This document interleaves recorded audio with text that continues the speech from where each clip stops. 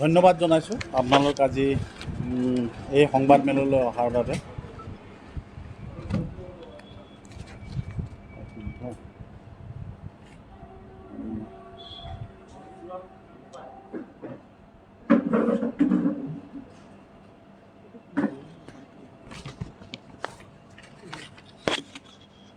আজি এই সংবাদ মেলত কাৰ্যকৰী সভাপতি জিতুল ডেকা ডাঙৰীয়া আছে, অংকুৰ শইকীয়া ডাঙৰীয়া আছে, আমাৰ সাধাৰণ সম্পাদক উপসভাপতি অনিল বড়ো ডাঙৰীয়া আছে আৰু আমাৰ প্ৰচাৰ সচিব দেৱাংগ সৌৰভ গগৈ ডাঙৰীয়া আছে। আপোনালোকে জানে যে যোৱা বিগত কেইটামান দিনত চৰকাৰখনে প্ৰায় দুমহীয়া চৰকাৰখনৰ যি বিফলতা স্পষ্টভাৱে প্ৰকট হৈ পৰিছে। তেনেস্থলত তেওঁলোকে অসমৰ জনগণৰ মন আঁতৰাই নিবলৈ কেইদিনমান শ্যামাপ্ৰসাদ মুখাৰ্জীৰ নামত ব্যস্ত থাকিল। এতিয়া শাসকীয় দলে ৰাইজৰ দলৰ সভাপতিয়ে বিধানসভাত 2 মিনিট বক্তব্য ৰাখিব নে 3 মিনিট বক্তব্য ৰাখিব, কেনেকৈ 2 মিনিটত তেওঁলোকে বক্তব্যত আবদ্ধ কৰি ৰাখিব পাৰে তাৰ প্ৰচেষ্টাত গোটেই চৰকাৰখন ব্যস্ত হৈ পৰিছে। আৰু একে সময়তে আমি লক্ষ্য কৰিছোঁ, আজি আমাৰ সভাপতি মহোদয়ে বিধানসভাৰ বাহিৰত কৈছেই যে যি 2 মিনিটৰ বক্তব্য তেখেতে সময় চৰকাৰে কৈছিল বা স্পীকাৰে কৈছিল, তেতিয়া তেওঁলোকে এটা হুলস্থুলীয়া পৰিৱেশ সৃষ্টি কৰিছে। কাৰণ ৰাইজৰ দলৰ সভাপতিয়ে বিধানসভাত অসমৰ জাতীয় জীৱনৰ যিবোৰ এতিয়া জ্বলন্ত সমস্যা, এই জ্বলন্ত সমস্যাবোৰক দাঙি ধৰিব বিচাৰিছে। তেনেস্থলত চৰকাৰে কোনোমতে এই জ্বলন্ত সমস্যাবোৰ ৰাইজৰ দলৰ সভাপতি অখিল গগৈ ডাঙৰীয়াই যাতে ক'ব নোৱাৰে, তাৰ কাৰণে তেওঁলোকে দিনে নিশাই সংঘবদ্ধ হৈ কেনেকৈ প্ৰতিৰোধ কৰিব পাৰে তাত ব্যস্ত হৈছে। আজি আচৰিত ঘটনা যে যোৱাকালি আপোনালোকে দেখিছে যে মৰিগাঁও জিলাৰ জাগিৰোড সমষ্টিৰ দক্ষিণ ধৰমটোল গাঁৱত কিডনী বিক্ৰী কৰি মাইক্ৰ' ফাইনেন্সৰ লোন পৰিশোধ কৰিবলগীয়া হৈছে। আজি অসমৰ বাস্তৱ প্ৰতিচ্ছবি হ'ল এইটো। অসমৰ গ্ৰাম্য জীৱনৰ খাটি খোৱা লাখ লাখ জনগণৰ এইখন এখন বাস্তৱ ছবি। আজি এই দৰিদ্ৰ খাটি খোৱা জনগণে নিজৰ মাইক্ৰ' ফাইনেন্সৰ ঋণ পৰিশোধ কৰিবৰ কাৰণে যি সময়ত চৰকাৰে ঢাল ঢোল বজাই অটল অমৃত এখন তেওঁলোকে অটল অমৃত যোজনা এখন ঘোষণা কৰিছে, তেনেস্থলত যি চিকিৎসাৰ কাৰণে দৰিদ্ৰৰ চিকিৎসাৰ কাৰণে যি স্কিম ঘোষণা কৰিছিল তেওঁলোকে, তেনেস্থলত নিজৰ সন্তানক চিকিৎসা কৰাবলৈ পিতৃয়ে কিডনী বিক্ৰী কৰিবলগীয়া হৈছে।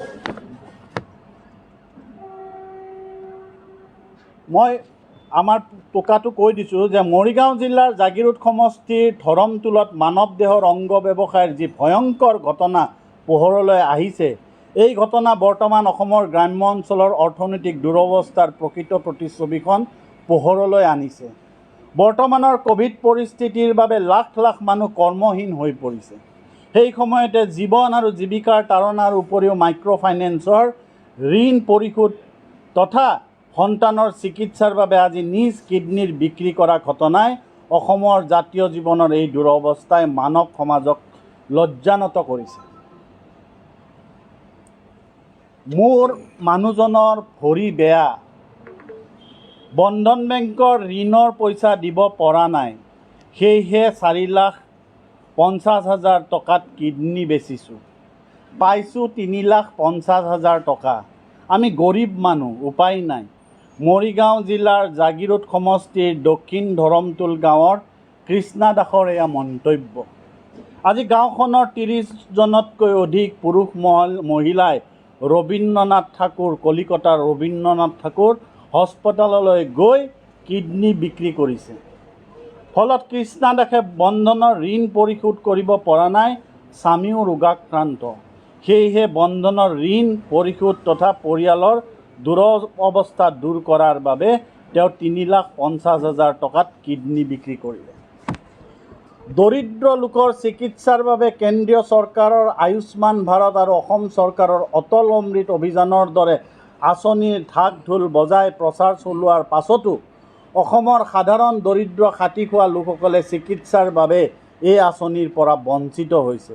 সেইটো আজি স্পষ্ট হ'ল যেতিয়া একেখন দক্ষিণ ধৰপতুল গাঁৱৰ শ্ৰীকান্ত দাসে নিজৰ পুত্ৰৰ চিকিৎসাৰ বাবে নিজৰ কিডনী বিক্ৰী কৰিবলগীয়া হ'ল। একেখন গাঁৱৰে বুবুল দাস, ৰাধা দাসৰ দৰে এই অঞ্চলৰ কেইবাগৰাকীও লোক কলিকতালৈ গৈ নিজৰ কিডনী বিক্ৰী কৰি দালাল শ্ৰেণীৰ প্ৰতাৰণাৰ ফলত নিজৰ শৰীৰৰ অংগ বিক্ৰী কৰি প্ৰাপ্য ধনৰ পৰা বঞ্চিত হৈছে।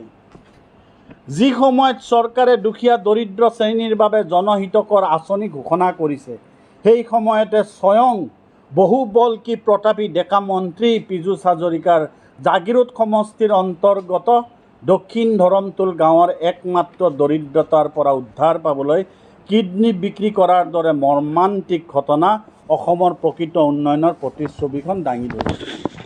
আপোনালোকে জানে যে মৰিগাঁও জিলাৰ দক্ষিণ ধৰমতুল গাঁওখন হ'ল প্ৰতাপী ডেকা মন্ত্ৰী পীযুষ হাজৰিকাৰ সমষ্টি। আজি আপোনালোকে দেখিছে যে যোৱা এটা দশকত আমি দেখিছিলোঁ যে মুখ্যমন্ত্ৰীয়ে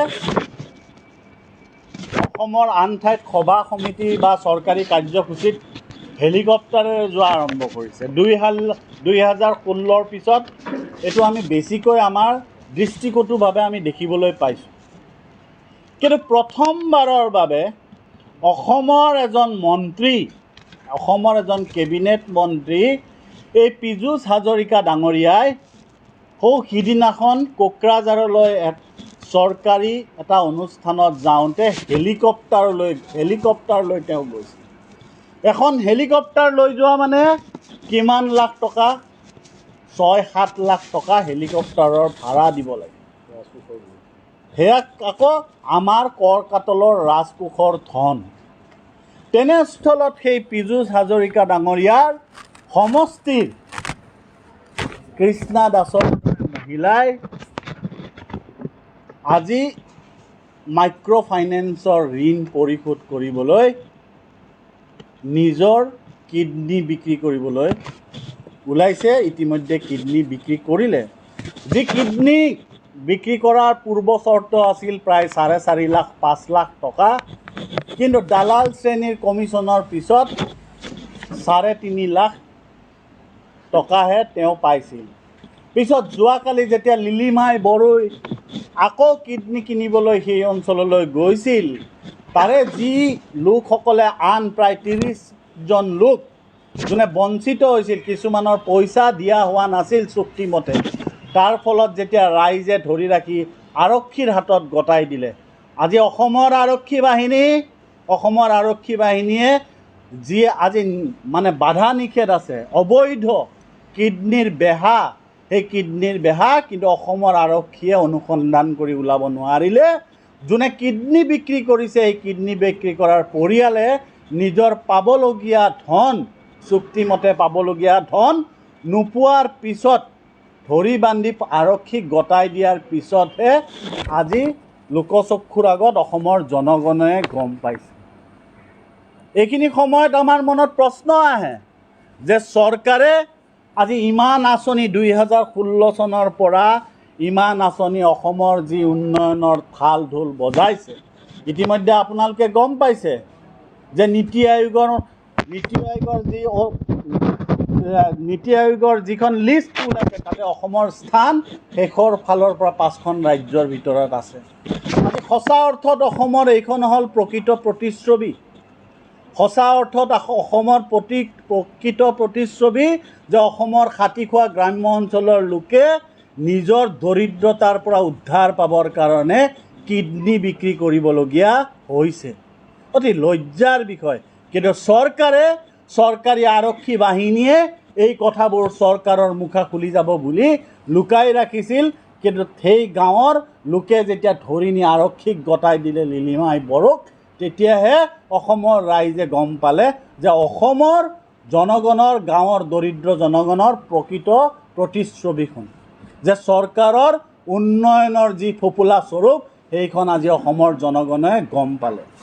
আপোনালোকে জানে যে নিৰ্বাচনৰ প্ৰাক মুহূৰ্তত অসমৰ মুখ্যমন্ত্ৰীয়ে কি কৈছিল? মাইক্ৰ' ফাইনেন্সৰ কথা কওঁতে নিৰ্বাচনৰ প্ৰাক মুহূৰ্তত নিৰ্বাচনী প্ৰচাৰত কি কৈছিল তেওঁ?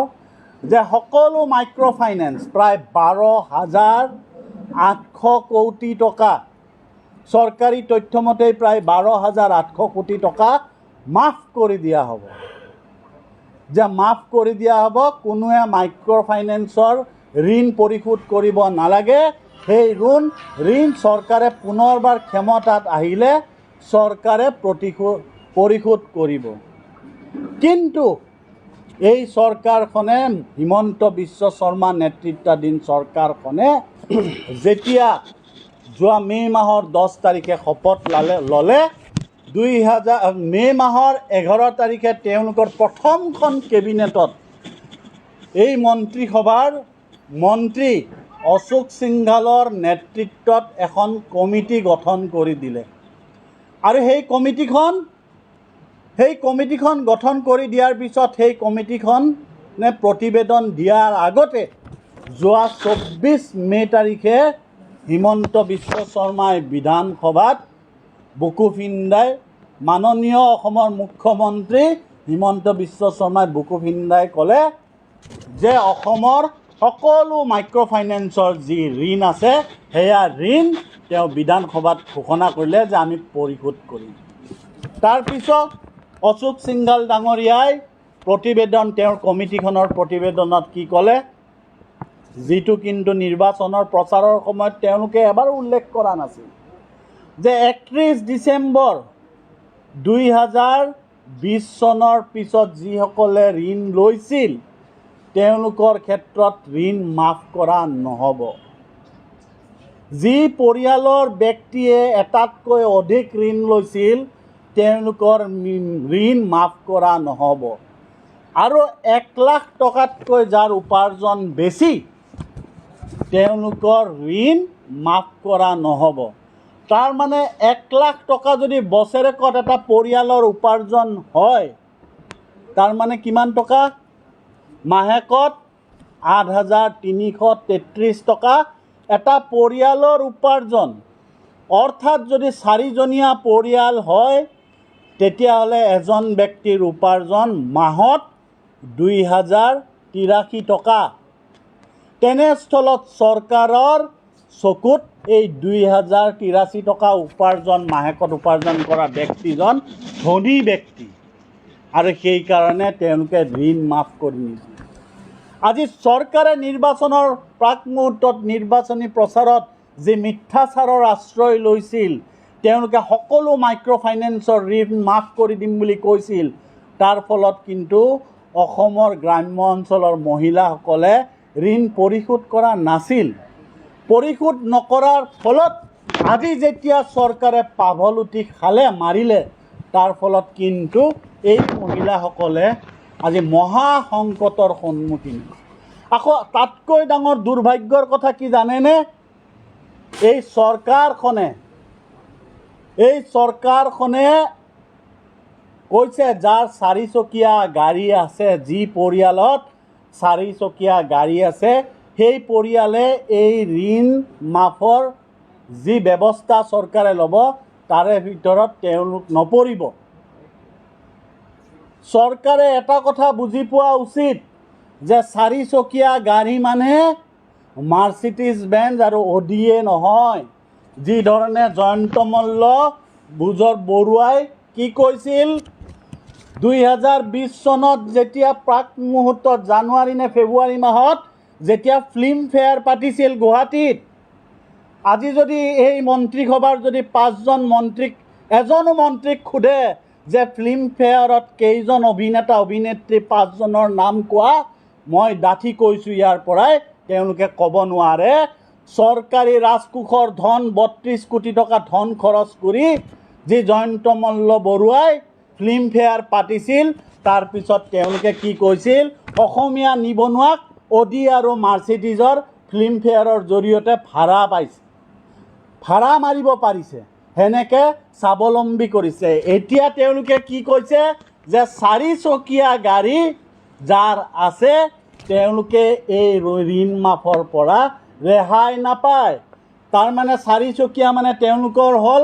মাৰ্চিডিজ বেঞ্জ আৰু অডি 4 চকীয়াত মেজিক টেম্পো আৰু কি আছিল মেক্সিমো এই যিবোৰ খাটি খোৱা মানুহ যি খাটি খোৱা মানুহে মেজিক টেম্পো মেক্সিমো কিনিছিল আপোনালোকৰ সংবাদ মাধ্যমক মই কৈছোঁ যে আপোনালোকে অসমৰ বাকী পৰিবহণ জিলা পৰিবহণৰ কাৰ্যালয় বাদ দিয়ক গুৱাহাটী ৰুৰেল আৰু গুৱাহাটী মেট্ৰ' পৰিবহণত মেজিক আৰু মেক্সিমৰ টেম্পুৰ কিমান ৰেজিষ্ট্ৰেশ্যন হৈছে যোৱা 2 বছৰত আপোনালোকে হিচাপ ল'ব কিমান লাখ টেম্পু ৰেজিষ্ট্ৰেশ্যন হৈছে কিন্তু কৰোণা কালত তেওঁলোকে ভাড়া নাপায় ঋণ পৰিশোধ কৰিব পৰা নাই সেই পৰিয়ালকো আজি এই মাইক্ৰ' ফাইনেন্সৰ ঋণৰ স্কিমৰ পৰা বঞ্চিত কৰা হৈছে এইখনেই চৰকাৰ যিখন চৰকাৰে যিকোনো উপায়েৰে যিকোনো অজুহাত দেখাই আজি এই ঋণ পৰিশোধ কৰাৰ পৰা পলাই কেনেকৈ সাৰিব পাৰে কেনেকৈ বাচি থাকিব পাৰে তাৰ ব্যৱস্থা লৈছে বিভিন্ন অজুহাত দেখায় যাৰ ফলত আজি কৃষ্ণা দাসৰ দৰে মহিলাই অসমৰ গ্ৰাম্য অঞ্চলৰ খাটি খোৱা মহিলাই নিজৰ কিডনী বিক্ৰী কৰিব লগা হৈছে ঠিক তেনেকৈ শ্ৰীকান্ত দাসৰ দৰে ব্যক্তিয়ে নিজৰ সন্তানৰ চিকিৎসাৰ বাবে নিজৰ কিডনী বিক্ৰী কৰিব লগা হৈছে এয়াই আজি অসমৰ প্ৰকৃত প্ৰতিচ্ছবি গ্ৰাম্য অঞ্চলৰ যি দৈন্যতাত ভোগা বিভীষিকাময় অৰ্থনৈতিক যি দুৰৱস্থা সেই দুৰৱস্থাৰ এয়া হ'ল প্ৰকৃত ছবি আজি ৰাইজৰ দলৰ ফালৰ পৰা সেইকাৰণেই কৈছোঁ স্পষ্ট কথা কৈছোঁ যে আজি যিয়ে পাভলুটি খাইছে মাইক্ৰ' ফাইনেন্স কোম্পানীৰে হিমন্ত বিশ্ব শৰ্মাৰ কথা মিতিৰালিৰ বাবে সংঘটিত হৈছে এই হৃদয় বিদাৰক ঘটনা সেইকাৰণে ৰাইজৰ দলৰ স্পষ্ট দাবী যে ৰাইজৰ দলৰ স্পষ্ট প্ৰশ্ন যে কেতিয়া প্ৰয়োগ হ'ব অসম মাইক্ৰ' ফাইনেন্স যিখন আইন এই আইনখন যদি প্ৰযোজ্য হ'ল হয় তেতিয়াহ'লে আজি নিজে এই মহিলাসকলে এই ঋণৰ পৰা অব্যাহতি পালে হয় বাচি গ'ল হয় কিন্তু চৰকাৰে এই আইনখন প্ৰয়োগ নকৰিলে অসম মাইক্ৰ' আইনৰ যিখন আইন সেইখন তেওঁলোকে প্ৰয়োগ নকৰিলে এই আইনখনত কি কথা আছিল এই আইনখনত আছিল মনেটৰিয়ামৰ কথা আছিল 3 মাহৰ কাৰণে ঋণ পৰিশোধ কৰিব নালাগে কিন্তু বাস্তৱ ক্ষেত্ৰত কি হ'ল চক্ৰবৃদ্ধি হাৰত ঋণ পৰিশোধ কৰিব লগা হৈছে এই গাঁৱৰ আই মাতৃসকলে আজি কি হৈছে যে এই মাইক্ৰ' ফাইনেন্সত কৰোণা কালৰ আৰু প্ৰাকৃতিক দুৰ্যোগত ক্ষতিগ্ৰস্ত লোকৰ বাবে 3 মহীয়া মৰেটেৰিয়ামৰ ব্যৱস্থা কৰা হৈছিল ঋণ পৰিশোধৰ বাবে জিলা বা স্থানীয় প্ৰশাসনে এটা বিশেষ দিন ধাৰ্য কৰি যাতে চৰকাৰী বিষয়াৰ উপস্থিতিত সকলোৱে ঋণ পৰিশোধ কৰিব পাৰে আৰু যিসকলে ঋণ পৰিশোধ কৰিব নোৱাৰে তেওঁলোকক ঘৰত গৈ ফাইনেন্স কোম্পানীৰ লোকসকলে হাৰাশাস্তি কৰি যোৱা দিনছোৱাত যেনেকৈ টিনপাত কাঢ়ি লোৱা আৰু গৰু ছাগলী কাঢ়ি লোৱাৰ যি আমি কাৰ্য বাতৰি কাকতত দেখিছিলোঁ সেই কাৰ্যৰ পৰা যাতে বাচিব পাৰে তাৰে কাৰণে চৰকাৰী বিষয়াৰ উপস্থিতিত এটা বিশেষ দিনৰ দিনাখন এটা বিশেষ স্থানত এই ঋণ পৰিশোধ কৰাৰ ব্যৱস্থা কৰা হৈছিল ঠিক একেধৰণে এই মাইক্ৰ' ফাইনেন্সত 3 মাহৰ মনেটৰিয়ামৰ ব্যৱস্থা কৰা হৈছিল কিন্তু চক্ৰবৃদ্ধি সুৰত আকৌ ওলোটাই পইচাহে দিব লগা হ'ল সেইকাৰণেই কৈছোঁ যে আজি আপোনালোকে নিজে দেখিছে যে আজি যিখন আইনৰ মই কথা কৈছোঁ এই আইনখন 27 জানুৱাৰী অসম বিধানসভাত গৃহীত হোৱাৰ পিছত ৰাজ্যপালে স্বাক্ষৰ কৰিছিল 27 জানুৱাৰী তাৰিখে ৰাজ্যপালে স্বাক্ষৰ কৰিছিল 27 জানুৱাৰী তাৰিখে 2021 27 জানুৱাৰী কিন্তু আজিৰ তাৰিখতো এইখন আইন প্ৰযোজ্য নহ'ল। কাৰণ চৰকাৰ আৰু মাইক্ৰ' ফাইনেন্স কোম্পানীৰ মাজৰ যি নেক্সাছ, এই নেক্সাছ উদঙাই পৰিব বুলি এই চৰকাৰে এইখন আজিৰ পৰ্যন্ত প্ৰযোজ্য নকৰিলে আমি ৰাইজৰ দলে আহ্বান জনাইছোঁ যে অনতিপলমে চৰকাৰৰ যদি মাইক্ৰ' ফাইনেন্স কোম্পানীৰ লগত কোনো নেক্সাছ বুজা পৰা নাই, তেতিয়াহ'লে তেওঁলোকে এই আইনখন অনতিপলমে প্ৰযোজ্য কৰক। আপোনালোকে আজি বাতৰি কাকতত, সকলো বাতৰি কাকতত দেখিছেই যে আজি বেনাৰ হেডলাইন যে বন্ধনৰ ধাৰ মাৰিবলৈ কিডনীটো বেচিলোঁ। আজি এই বাতৰি, সকলো বাতৰি কাকতত আজি এই কথাটোৱে বাতৰিৰ শিৰোনামা দখল কৰিছে। আৰু সেইকাৰণেই মই আপোনালোকক কৈছোঁ যে এই চৰকাৰখনে আজি যি সময়ত অখিল গগৈ ডাঙৰীয়াই 2 মিনিট ক'ব নে 3 মিনিট ক'ব, তাক লৈ ভীতিগ্ৰস্ত হৈছে, ভয়ত কম্পমান হৈছে, যাতে বিধানসভাত এই যিবোৰ প্ৰকৃত চৰকাৰৰ ব্যৰ্থতা, এই যিটো অসমৰ প্ৰকৃত প্ৰতিচ্ছবি, এই যে আজি কিডনী বিক্ৰী কৰাৰ অৱস্থা হৈছে, সেইবোৰ যাতে বিধানসভাত উদঙাই নিদিয়ে, তাৰে বাবে আজি চৰকাৰখন ব্যস্ত হৈছে যে অখিল গগৈ ডাঙৰীয়াই আমাৰ সভাপতি 2 মিনিটৰ বেছি যাতে বিধানসভাত ক'ব নোৱাৰে। এইখিনিয়ে মই ক'লোঁ। এতিয়া আমাৰ কাৰ্যকৰী সভাপতি, আপোনালোকে জানে যে বিগত সময়ছোৱাত আজি বিধানসভাৰ বাহিৰতো আমাৰ সভাপতি অখিল গগৈ ডাঙৰীয়াই মূল্যবৃদ্ধিক সবলভাৱে উত্থাপন কৰিছে। অসমৰ আজি যি জুৰুলা হৈছে যে মূল্যবৃদ্ধি, অসমৰ খাটি খোৱা গৰীব দৰিদ্ৰ জনগণৰ মূল্যবৃদ্ধিৰ যি জুৰুলা হৈছে, এই মূল্যবৃদ্ধিৰ যি আজি বৰ্তমানৰ প্ৰতিচ্ছবি, সেই বিষয়ে আমাৰ কাৰ্যকৰী সভাপতি জিতুল ডেঙা ডাঙৰীয়াই ক'ব।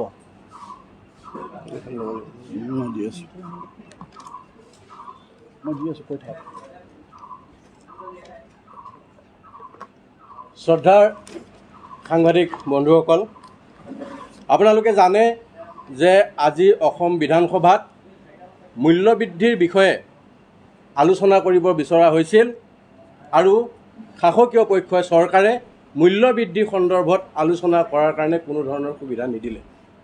আৰু এই মূল্যবৃদ্ধি যি হাৰত হৈছে, ইয়াৰ কাৰণে খাটি খোৱা যিসমূহ পৰিয়াল, অসমৰ জনসাধাৰণৰ এই মূল্যবৃদ্ধিয়ে যিদৰে কুঙা কৰিছে, এইটো এতিয়া বিজেপিয়ে সমস্যা বুলি গণ্য কৰা নাই। আজি অসমত যি মাইক্ৰ' ফাইনেন্সৰ সমস্যাৰ কথা কোৱা হৈছে, মূল্যবৃদ্ধিৰ যি সমস্যা, আজি চিণ্ডিকেটৰ বিষয়ে আজি বিধানসভাত উত্থাপন কৰা হৈছিল, কিন্তু এয়া সুবিধা দিয়া নহ'ল। কাৰণ চৰকাৰখনে এতিয়া মূল্যবৃদ্ধি, চিণ্ডিকেট, মানুহে ভেকচিন পাইছেনে নাই, এইবোৰ কথাক মানুহৰ সমস্যা বুলি এতিয়া গণ্য কৰা নাই।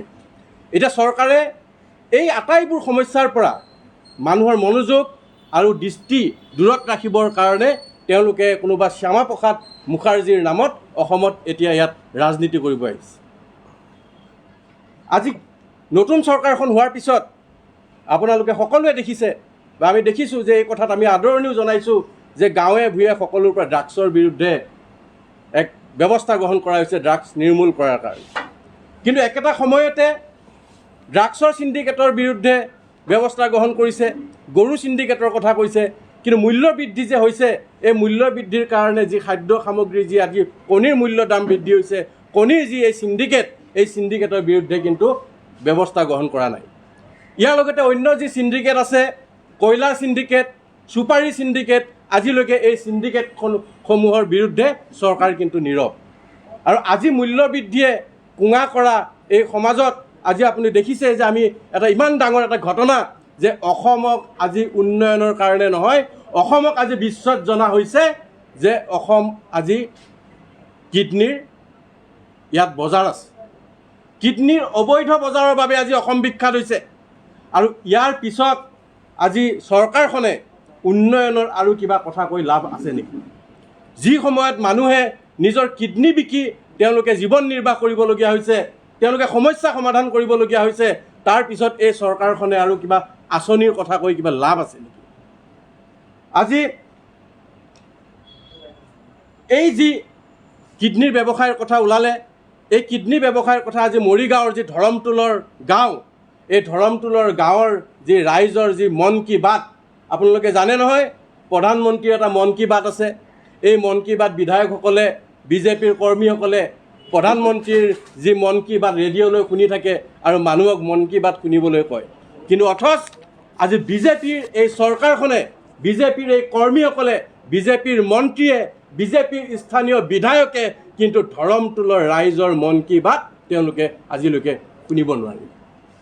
আজি অন্য এটা ঘটনা আমাৰ সন্মুখলৈ আহিছে। আমি খবৰ পাইছোঁ যে আজি কিছুদিন আগতে এগৰাকী যুৱক যিয়ে অটো চলাই জীৱন নিৰ্বাহ কৰিছিল সেই অঞ্চলত, তেওঁ হঠাৎ অটোখন যেতিয়া বেয়া হৈ গ'ল, ৰাস্তাত তেওঁ অটোখন ঠেলোতে সেই ল'ৰাজন মৃত্যুমুখত পৰিলে। কিন্তু কিয় মৃত্যুমুখত পৰিল? যে পিছত গম পোৱা গ'ল যে সেই যুৱকজনৰ কিডনী এটা তেওঁ ইতিমধ্যে দি থৈ দিছে। গতিকে কিডনীৰ আজি জাগিৰোড কিহৰ কাৰণে বিখ্যাত?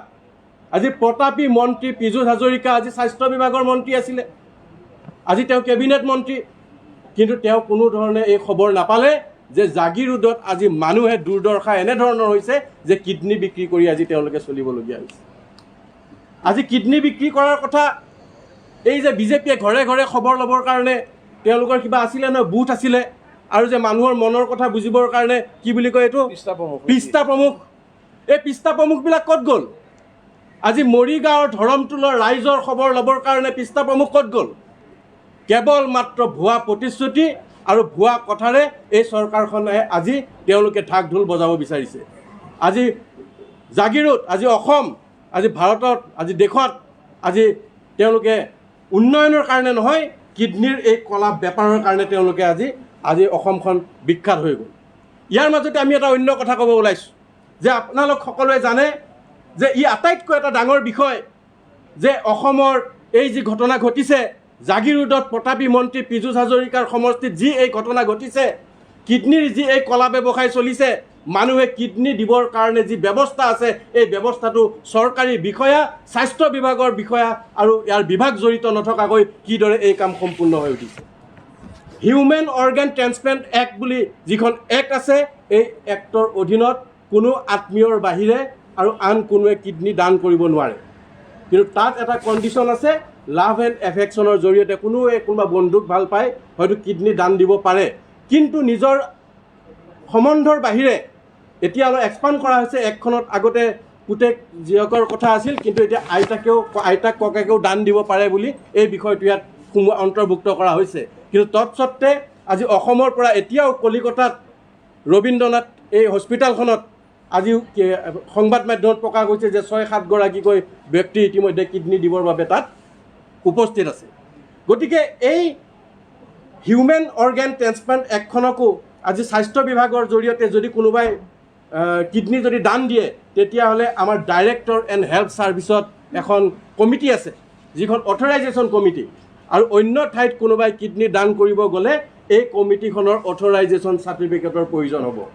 গতিকে মুখ্যমন্ত্ৰীয়ে যে দুৰ্নীতিৰ বিৰুদ্ধে কথা কৈছে, ইমান কঠোৰ ব্যৱস্থা গ্ৰহণ কৰা বুলি তেওঁ যে ক'ব বিচাৰে, আমি কৈছোঁ যে স্বাস্থ্য বিভাগৰ কোন বিষয়াৰ জৰিয়তে এই কিডনীৰ কলা ব্যৱসায় অসমত চলি আছে, এই কথাৰ তদন্ত দি অনতিপলমে তেওঁ এই সততাৰ পৰিচয় দিয়ক।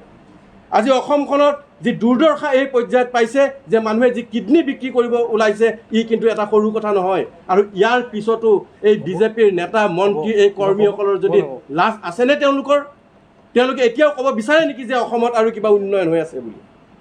আমি ৰাইজৰ দলে আমি স্পষ্টকৈ কৈছোঁ যে চৰকাৰে যি এই ৰাইজৰ যি মৌলিক সমস্যা, মূল্য বৃদ্ধিৰ যি সমস্যা, মাইক্ৰ' ফাইনেন্সৰ যি সমস্যা, এই সমস্যাসমূহ সঁচাসচিকৈ তেওঁলোকে সমাধান কৰি তেওঁলোকে ৰাইজক যি নিৰ্বাচনৰ আগত যি প্ৰতিশ্ৰুতি দি আহিছিলে, এই প্ৰতিশ্ৰুতি পূৰণ কৰক। তেওঁলোকে অখিল গগৈৰ আজি এগৰাকী সক্ৰিয় যি বিৰোধী নেতা হিচাপে তেওঁলোকে বিভিন্ন প্ৰকাৰে অখিল গগৈৰ ওপৰত তেওঁলোকে হস্তক্ষেপ কৰিবলৈ বিচাৰিছে, আৰু ইয়াকো আমি সকিয়নি দিছোঁ যে ৰাইজৰ দলে যে ৰাইজৰ স্বাৰ্থত অখিল গগৈ ডাঙৰীয়াই সদায় এনেদৰে জাতীয় দায়িত্ব পালন কৰি আহিব।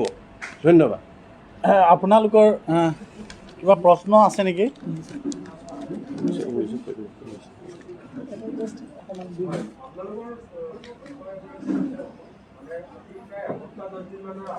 হয়,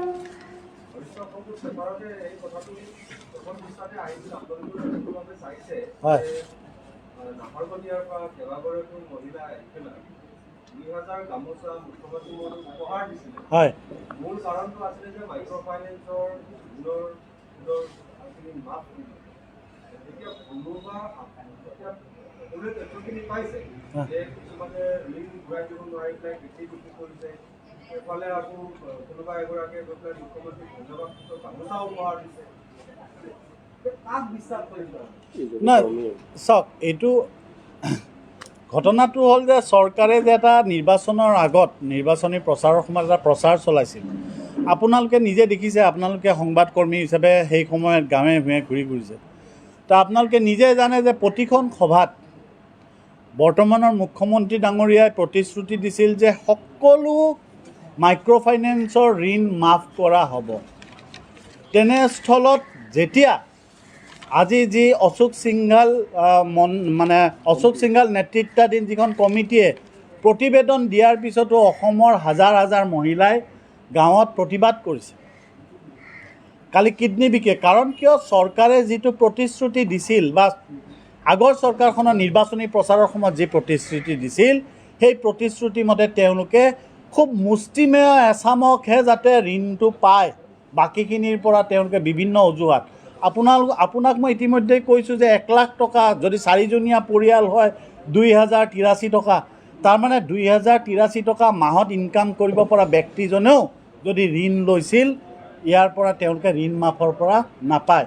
কিন্তু স্বাভাৱিকতে এখন চৰকাৰে যেতিয়া হাজাৰ হাজাৰ টকা খৰচ কৰি বিজ্ঞাপন দি কেনে আজি ইলেক্ট্ৰিচিটি বৰ্ডৰ যেনেকৈ বিজ্ঞাপন দি চৰকাৰী বিভাগবোৰৰ নিজেই প্ৰমাণ হৈছে, আপুনি নিজেই জানে যে ইমান টকা ঋণ নাই, যেতিয়া ওলাই গৈছে তেওঁলোকৰ যে ইমান টকা চৰকাৰী বিভাগবোৰে দিব আছে। তেনেস্থলত সেই চৰকাৰখনে নিজৰ সফলতাক বা এই ঋণৰ কথাটোক সফল এটা পদক্ষেপ বুলি প্ৰতিষ্ঠা কৰিবৰ কাৰণে এচামকটো স্বাভাৱিকতে আনি ফটোশ্বুট কৰি কেনে এইটোতো জনগণৰ মাজত এটা বাৰ্তা দিব বিচাৰিবই। কিন্তু আচল প্ৰতিচ্ছবিখন কি, আপোনালোকৰ সংবাদ মাধ্যমে যি প্ৰকাশ কৰিছে, আপোনালোকৰ চেনেলবোৰে যিবোৰ প্ৰকাশ কৰিছে যে অসমৰ গাঁৱে ভূঞে চুকে কোণে বঞ্চিত হাজাৰ হাজাৰ মহিলাই ৰাজপথত প্ৰতিবাদ কৰিছে, একে সময়তে কৃষ্ণা দাসৰ দৰে মহিলাই আই মাতৃয়ে নিজৰ কিডনী বিক্ৰী কৰিবলগীয়া হৈছে। সেইটোৱেই হ'ল আচল প্ৰতিশ্ৰুতি। আজি কিছুদিন পূৰ্বে ভাৰতত বৰপেটা ডাঙৰীয়াই এটা কথা কৈছিল বা ৱেব প্ৰেছ কনফাৰেন্সত এই কথাটো ঘোষণা কৰিছিলে যে অসমৰ মহিলাই 420 ধাৰাৰ অধীনত মুখ্যমন্ত্ৰীৰ বিৰুদ্ধে প্ৰবল সেৱাৰ গোচৰ কৰিব। এই ক্ষেত্ৰত কংগ্ৰেছে নেতৃত্ব দিব। কিন্তু বহু সময়ত দেখা যায় যে কংগ্ৰেছৰ প্ৰতিশ্ৰুতি আৰু শাসকীয় বিজেপিৰ প্ৰতিশ্ৰুতিৰ মাজত বিশেষ পাৰ্থক্য নাথাকে। এই কথাটো আমি অভিজ্ঞতা পাইছোঁ। কথা হ'ল কি, আপোনালোকেও যিহেতুকে মাইক্ৰ' ফাইনেন্সৰ ভুক্তভোগী মহিলাৰ সকলৰ হৈ পেলাই এই কথাখিনি প্ৰকাশ কৰিছে, গতিকে আমি এটা কথা লক্ষ্য কৰিছোঁ যে মাইক্ৰ' ফাইনেন্সৰ যিগৰাকী ঋণী মহিলা আইনীভাৱে বা সাংগঠনিকভাৱেও মানে ভুৱা থকা মহিলা নহয় গ্ৰাম্য সমাজত। গতিকে এই ক্ষেত্ৰত নেতৃত্বৰ এটা প্ৰয়োজন থাকিব। গতিকে আপোনালোকে এই নেতৃত্বৰ সহযোগিতা আগবঢ়াব লাগিব। চাওক, এইটো হ'ল এটা মানে আমি আগৰ পৰাই কৈ আছোঁ যে ৰাষ্ট্ৰীয় দলৰ লগত আমাৰ এইটো এটা মৌলিক পাৰ্থক্য। আজি আমাৰ গোটেই অসমত মানে কৃষক মুক্তিয়ে হওক, ৰাইজৰ দলৰে হওক, সকলোৰে হাজাৰ হাজাৰ কৰ্মকৰ্তা আছে।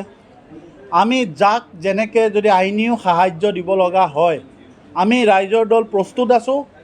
আমি সকলো প্ৰকাৰৰ সাহাৰ্য, আৰ্থিক সাহাৰ্য চৰকাৰে দিব, কাৰণ আমিতো আৰু ৰাইজৰ দান দক্ষিণাৰে বা আমাৰ নিজৰ পকেটৰ খৰচ কৰিয়ে আজি ৰাইজৰ দলে মানে আজি এটা অসমৰ সাম্প্ৰতিক সময়ত প্ৰধান বিৰোধী দলৰ ভূমিকা লৈছে।